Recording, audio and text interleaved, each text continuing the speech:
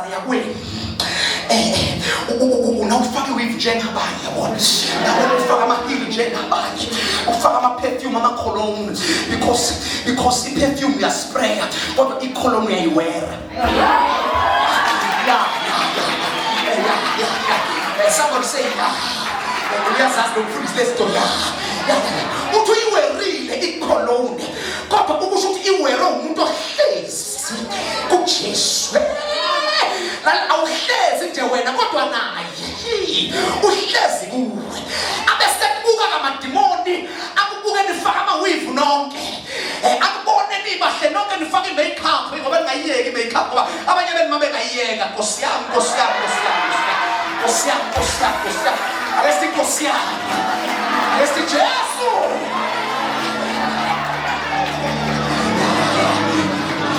Uthi uyifakile mntanami uhlezi phakathi kwabanye amantombazane eresi noma esikoleni kodwa uthi uhlezi intombazane ehlezi kuJesu noJesu ahlezi kuye afika amadevil worshipers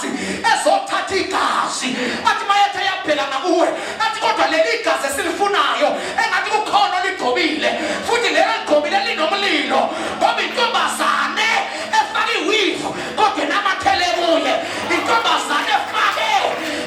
hayi uayifoni no afrosleni kodwa ihlezi tshela makhelwane kuyanamathela.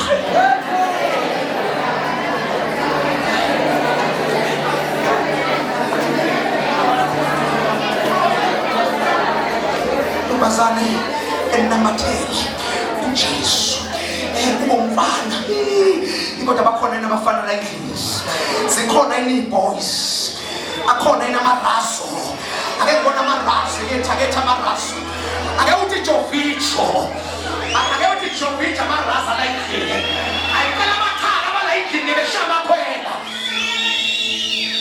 lalelani majita ithi uthi umjita na usiphethe isitayile uyiphethe inombolo mfethu uyikava nendayidingi uyithwasi inombolo kodwa ube insizwe hlezi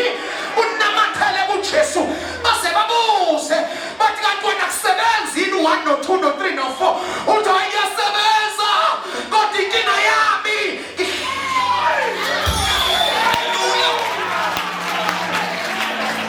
alana madlebe bantu abadala ngoba phela ukusindiswa akwenza ukuthi amagiya angasebenzi.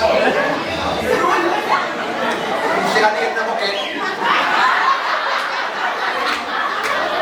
aman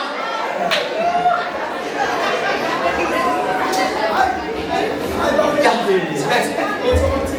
sebenza awana ndaba